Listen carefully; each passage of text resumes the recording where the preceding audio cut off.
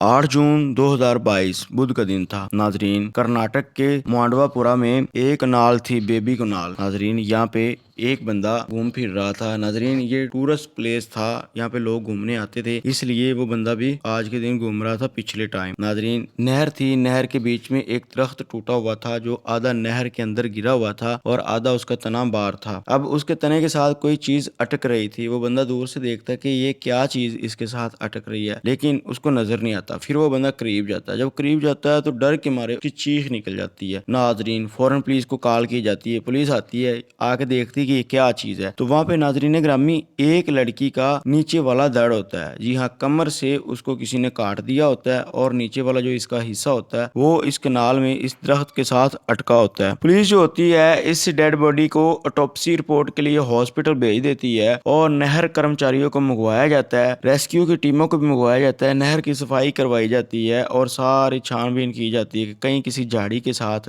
या कहीं नहर के दाएं बाएं लाश के बाकी टुकड़े भी होंगे जो मिल जाएंगे। लेकिन नाजरीन, पुलिस को कोई चीज नहीं मिल रही होती। पुलिस काफी ज्यादा तलाश करती है, लेकिन इस तरह का कुछ भी नहीं मिलता। इस नहर से 25 किलोमीटर दूर कर्नाटक के मांडवापुरा के दूसरे एक गांव में सीबीएस कनाल होती है। वहां पे नाजरीन ग्रामीण पुलिस को इत्तला मिलती है कि यहाँ पे भी एक लड़की की डेड बॉडी है। तो अब पुलिस वालों को कंफर्म हो जाता है कि आधी डेड बॉडी तो यहाँ पे मिल गई, कमर के नीचे वाला हिस्सा, आधी डेड बॉडी दूसरी कनाल से मिल गई, तो ये लड़की की लाश पूरी होगी। पुलिस वाले जो होते हैं फोर्सिंग की टीम को अपने साथ लेते हैं, 25 किलोमीटर दूर मांडवा के दूसरे गाँव में जाते हैं। वहां से वहां की पुलिस को भी साथ लेते हैं और उस नहर पे पहुंच जाते हैं। जब डेड बॉडी को बाहर निकाला जाता है तो पुलिस वालों की हैरत की इंतहा नहीं रहती। जी हाँ नाजरीन, ये भी लड़की की कमर के नीचे वाला हिस्सा होता है। यहाँ पे भी लड़की का ऊपर वाला हिस्सा गायब होता है और ये भी सेम उसी तरीके से ही कत्ल किया गया होता है, उसी तरीके से ही काटा गया होता है जिस तरीके से दूसरी बेबी लिंक नहर से लड़की की डेड बॉडी मिली थी। पुलिस वाले सोचते हैं कि ये किसने ऐसे किया होगा, ये तो दो मर्डर हैं, दो लड़कियों के अलग अलग शव है। चूंकि इस लड़कियों ने लड़कियों वाली शलवारें पहन रखी होती हैं और इनके हाव भाव से, पाँव के अंदाज से भी लग रहा होता है और टांगों से भी लग रहा होता है और बाकी भी जिसामत से लग रहा होता है कि ये लड़कियां ही हैं। अब इस डेड बॉडी को भी उठा के हॉस्पिटल में भेज दिया जाता है। इन दोनों को एक ही हॉस्पिटल में भेज दिया जाता है जो मांडवा का हॉस्पिटल होता है और एक ही थाने में इन दोनों की रिपोर्ट दर्ज हो जाती है। नाजरीन, अब पुलिस की 9 टीमें बनाई जाती हैं जिसमें टोटल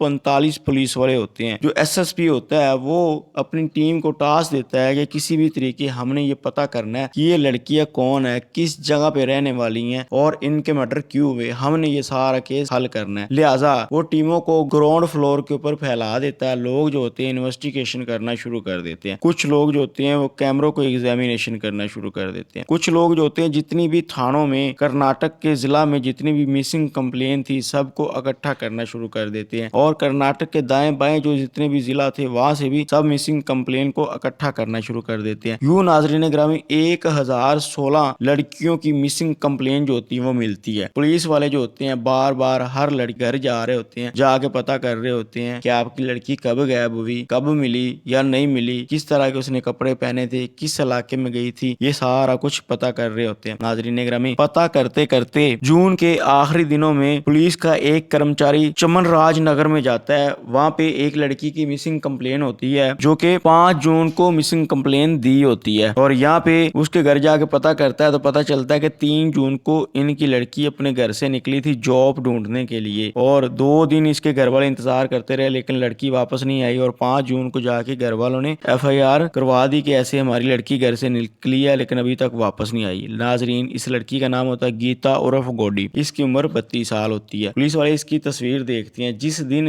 जिन कपड़ों में ये गई थी वो भी तस्वीरें वगैरह देखते हैं। तो जो पुलिस वाला होता है इंस्पेक्टर, वो इस चीज को देखता है, थोड़ा सा हैरान हो जाता है और कंफ्यूज भी हो जाता है। अब जिन लड़कियों की डेड बॉडी मिली होती है उसकी तस्वीरें भी इस पुलिस वाले के पास होती हैं। ये अपने मोबाइल से वो तस्वीरें निकालता है और जो लड़की के घर वालों ने तस्वीरें दी होती है वो तस्वीरें साथ मिला के देखता है। तो वो नोटिस करता है कि जो कपड़े उस लड़की ने पहने हुए हैं पूरी डेड बॉडी में, वही कपड़े इस लड़की की जो हाफ डेड बॉडी मिली है इस पे भी पहने हुए हैं। वो तस्वीरें उसके घर वालों को भी दिखाता है। उसके घर वाले जो होते हैं उसके पाँव से पहचान कर जाते हैं और कहते हैं कि जी ये हमारी बेटी है। है और रोना धोना शुरू हो जाता है। नाजरीन, एक लड़की का तो पता चल गया, ये गीता उर्फ गोडी है। अब दूसरी लड़की कौन है उसके बारे में पुलिस वाले जान रहे होते हैं और इस केस को भी आगे लेके चल रहे होते हैं कि ये लड़की किधर गई थी और क्यों गायब हुई थी। अब पुलिस वाले क्या करते हैं कि उस लड़की का मोबाइल नंबर लेते हैं जिस वक्त वो अपने घर से निकली थी और जिस जगह के लिए निकली थी वहां पे सीसीटीवी कैमरे देखना शुरू कर देते हैं और जो मोबाइल नंबर लेते हैं उसकी कॉल हिस्ट्री, उसकी लोकेशन, उसका सब कुछ निकालना शुरू कर देते हैं। ये अपने घर से निकलती है 3 जून को और अपने घर से 75 किलोमीटर दूर मंसूर के इलाके में जाती है। वहां पे एक चौक में जाती है और एक बंदे को फोन करती है। अब जिस बंदे को फोन करती है ये उसकी आखिरी कॉल होती है। अब उस बंदे के बारे में जाना जाता है कि ये बंदा कौन है, घर वालों से पूछा जाता है, लेकिन घर वाले उस बंदे के बारे में कोई नहीं जानते, उनको खुद नहीं पता होता कि ये बंदा कौन है। अभी ये इन्वेस्टिगेशन यहाँ पे ही होती है, उस बंदे के बारे में पुलिस वाले जान ही रहे होते हैं, उनका नंबर इनके पास आ चुका होता है कि एक रिपोर्ट पुलिस को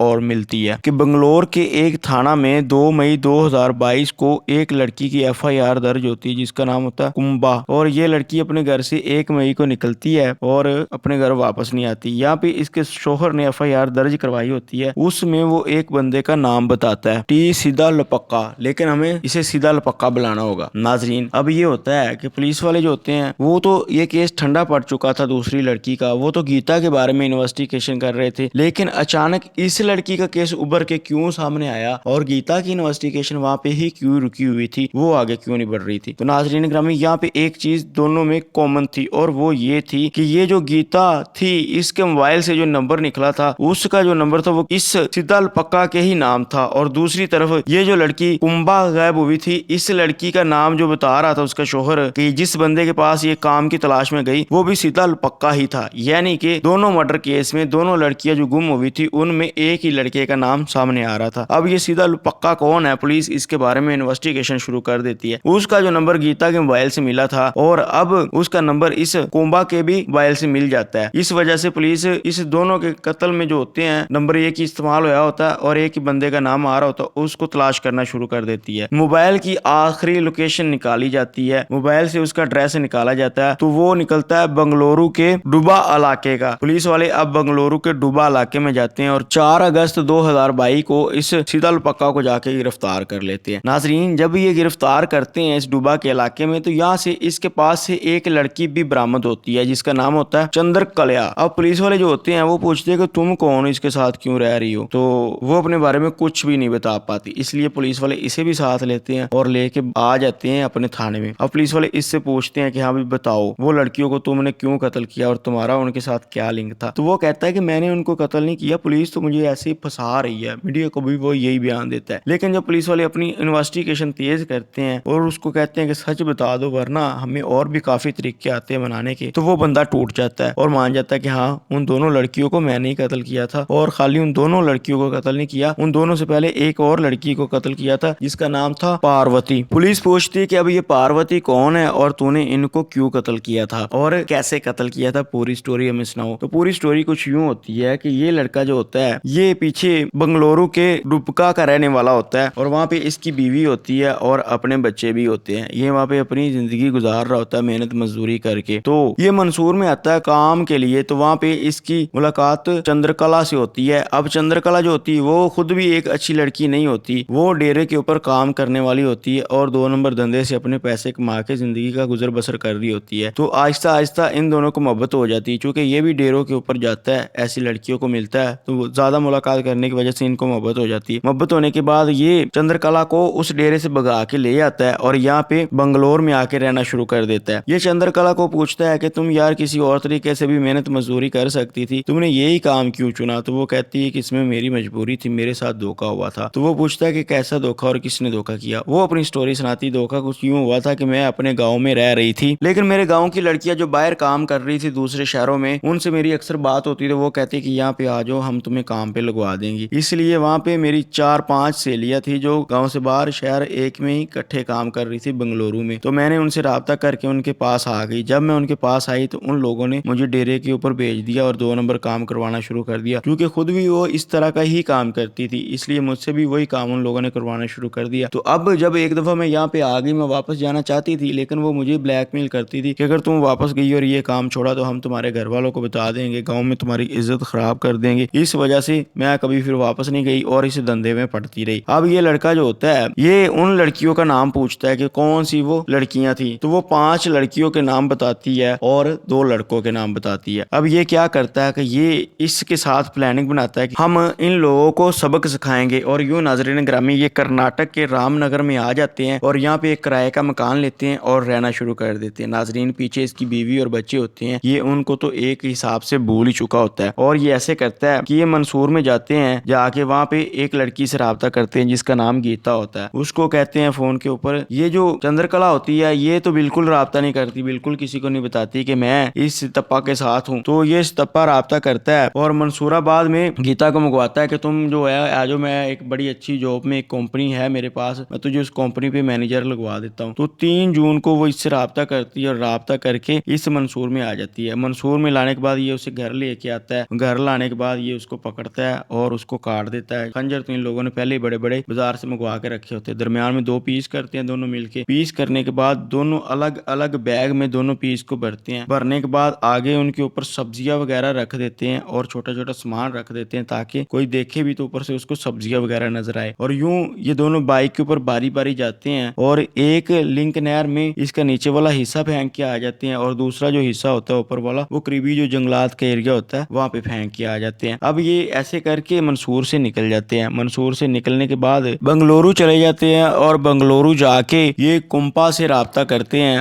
और ये उसको भी यही बात बोलता है कि यहाँ पे मेरी एक कंपनी है और तुम यहाँ पे मुझे मिलने आ जाओ तो मैं तुम्हें एक अच्छी जॉब के ऊपर लगवा दूंगा। यूं ये 3 जून को कुंपा को भी अपने पास मंगवाता है, उसको अपने घर लेके जाता है। आगे उसका चंद्रकला से मुलाकात होती है, उसको भी दरमियान में से पकड़ के 2 पीस करते हैं और बड़ी मुश्किल उसको कत्ल करते हैं क्योंकि वो एक मजबूत लड़की होती है, ताकतवर जिस्म की मालिक होती है। वो आगे से लड़ाई झगड़ा करती है लेकिन ये किसी न किसी तरीके उसे काबू करके काट देते हैं। काटने के बाद उसको भी दोनों बैगों में भरते हैं। भरने के बाद ऊपर सब्जियां वगैरह रखते हैं और उसका नीचे वाला जो हिस्सा होता है उसको करीब ही जो बीबी लिंक नहर होती है वहां पे फेंक के आ जाते हैं और ऊपर वाले हिस्से को जंगलात के एरिया में फेंक के आ जाते हैं। नाजरीन यहाँ पे ये पुलिस को बताता है कि इस चंद्रकला से दोनों कत्ल मिलके जब मैंने किए उससे पहले मैंने पार्वती का कत्ल किया, वो भी इसके गाँव की ही लड़की थी। लेकिन इस पार्वती के कत्ल का चंद्रकला को भी नहीं पता था। उस टाइम मैं डरता था कि कहीं ये किसी को बता ना दे, लेकिन आगे जाके मुझे इसके ऊपर इत्मीनान आ गया और मैंने इसका साथ देना शुरू कर दिया और इसने मेरा साथ देना शुरू कर दिया। लेकिन यहाँ पे मेरी प्लान 7 लोगों को कत्ल करने की नहीं थी बल्कि मेरी प्लान 8 लोगों को कत्ल करने की, और ये 8वीं कोई और नहीं बल्कि चंद्रकला ही थी। क्योंकि इसका ज़हन ये था कि जब मैं इन 7 लोगों को कत्ल कर दूंगा तो इन 7 लोगों का डायरेक्ट तल्लक चंद्रका से था और चंद्रका मेरे साथ राब्ते में थी, इसलिए कभी भी ये चंद्रका मुझे फंसा सकती थी, पुलिस इस तक पहुंच सकती थी और ये मेरा नाम बता सकती थी।